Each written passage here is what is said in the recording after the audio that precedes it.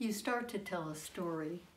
It's about your daughter, or your begonia, or your cat, how it died, or you thought it might die, or it didn't die, but you know it will.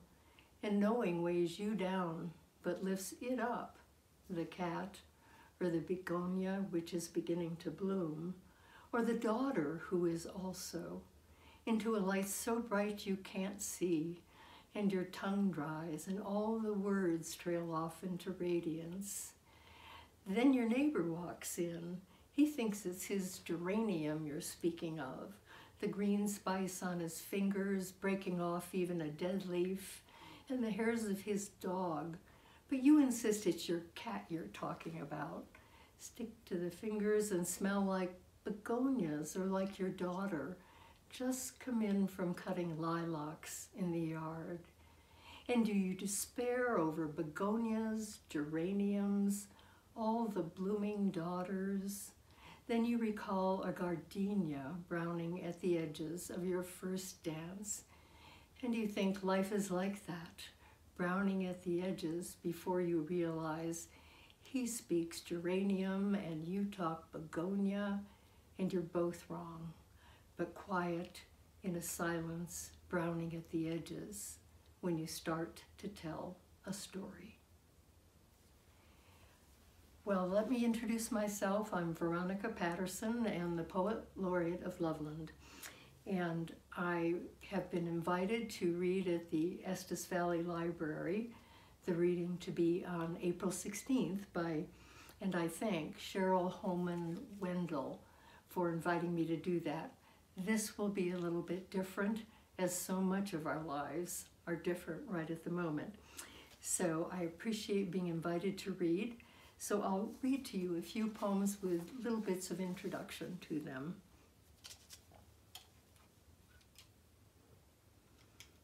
The No Poem. This poem is a tribute to one of my daughters, now teaching college, for always knowing the right thing to do. At the time this incident took place, she was in junior high school. The No Poem. The trouble with discipline is the state of the world, which makes me wonder if that no, the one I would reason you out of, is the one syllable you'll need. Though this time you use it wildly against one teacher's unfair judgment of someone else. And I, collaborator, wish you'd get along, be diplomatic, though I know where we've gotten along too. You hear me wonder if that fierce sound is mother to the future, answer to something we once thought unthinkable, but will think of, and you get away with it again. Keep it away. Smuggle it deep into another country. Keep it alive for the refusal in which affirmation begins. Like green comes from red blades plunging up through cold earth, headlong and stubborn before spring with its sun and yes.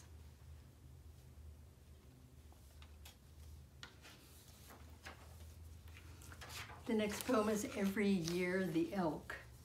My husband and I have visited Rocky Mountain National Park every fall to hear the elk bugle.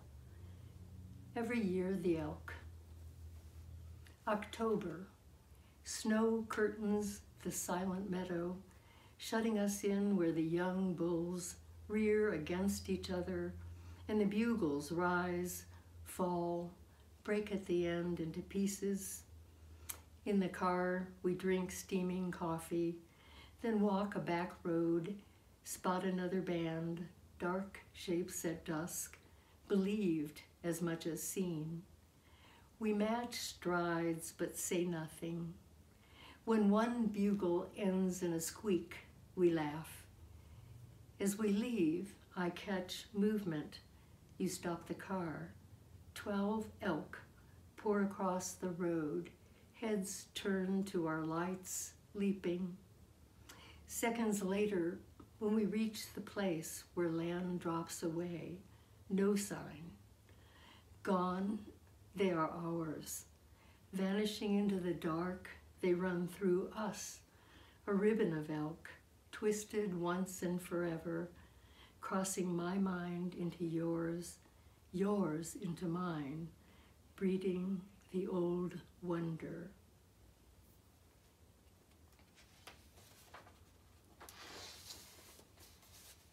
Margaret is a poem I wrote for my mother, who was beautiful and difficult, and I think you'll hear from the poem what made that difficult.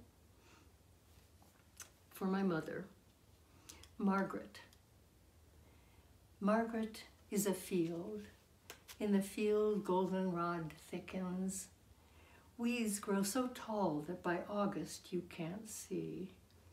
Margaret is a path through the field, and she is where the path disappears.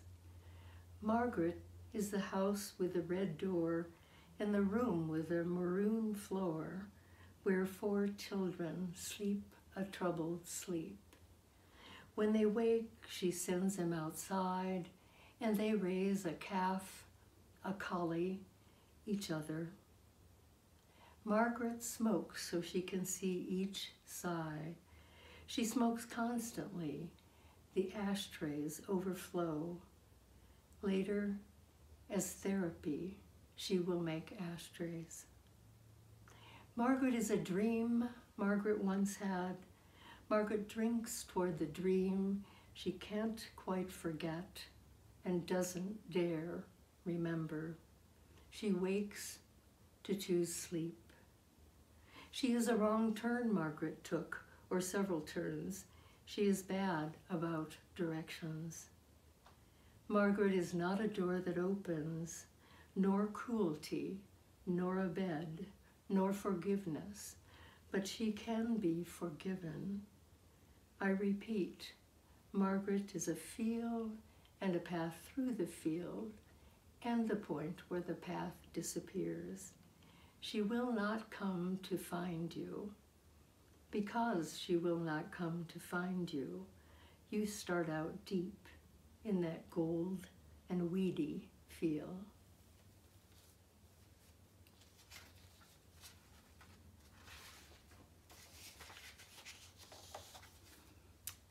The audible.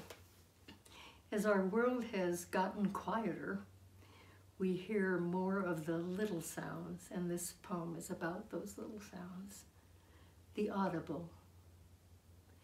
The slight crackle when a match lights, and the spit scratch of the candle wick igniting, the sound of a snowball I brought in to melt in the sink, one crystal's minute collapse after another, and the light ratchet of the belted kingfisher's cry, thin as a pin drop, the nick of change coming. But what I mean is the click of one pine cone scale opening to its seed.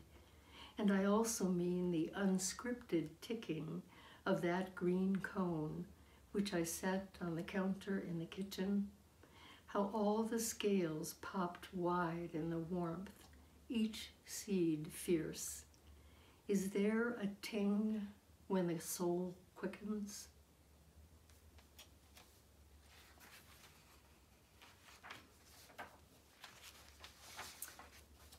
The next poem, The Ptarmigans, has an epigraph from, it's a Quaker saying, "What thee said speaks to my condition."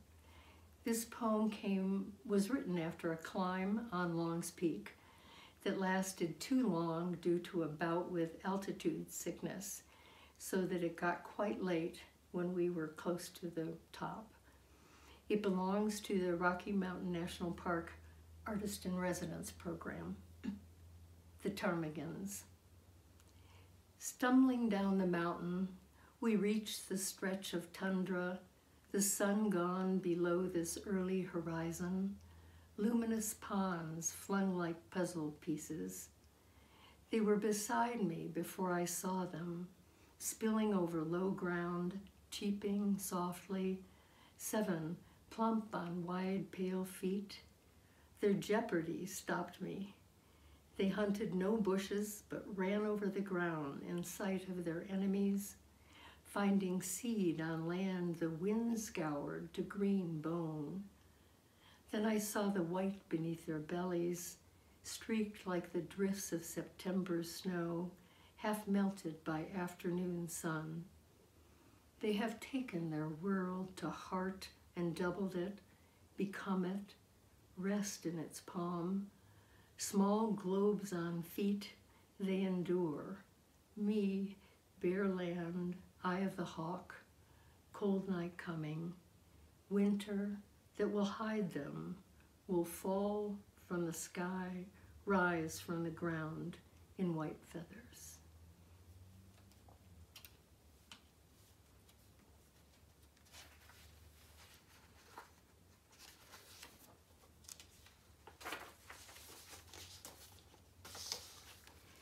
I lost my younger brother a year ago, and this is an elegy for him.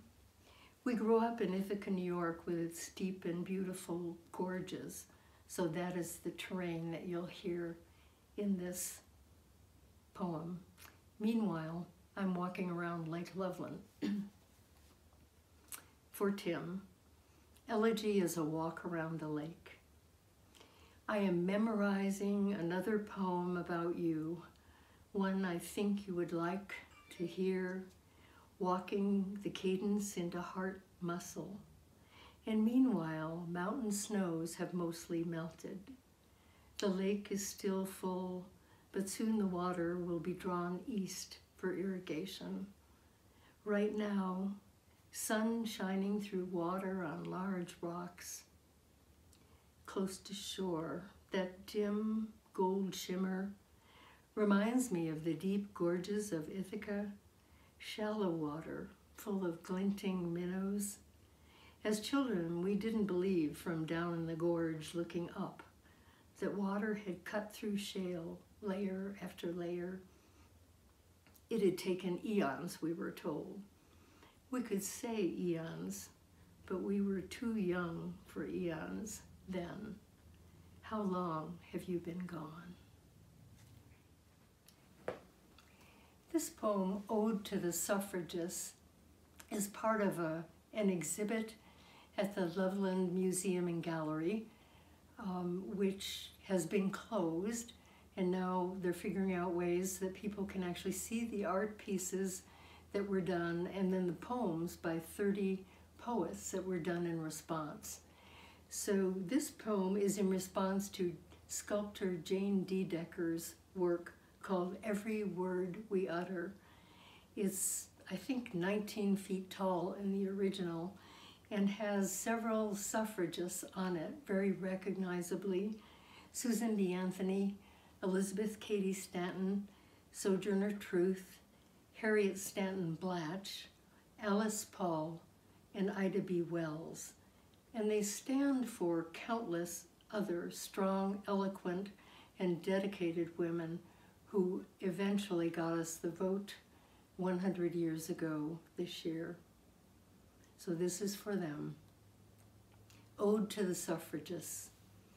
They were fiercer than their own bones, wilder than any bird slipping the bars of cage, more insistent than ocean tides, coming ashore again and again, and they marched and sang, canny as water freezing and melting to crack granite, sturdy as trees, rising on the branches of each other's shoulders, strategic as generals, marshaling forces, mapping the way, and they marched and spoke, their urgent words becoming a deep thrum, insurgent, outspoken, wise, undaunted, patient and impatient, differing and agreeing, fermenting, fomenting, witty, tenacious. And because failure was impossible, they marched deeper into freedom, dissolving the mineral no.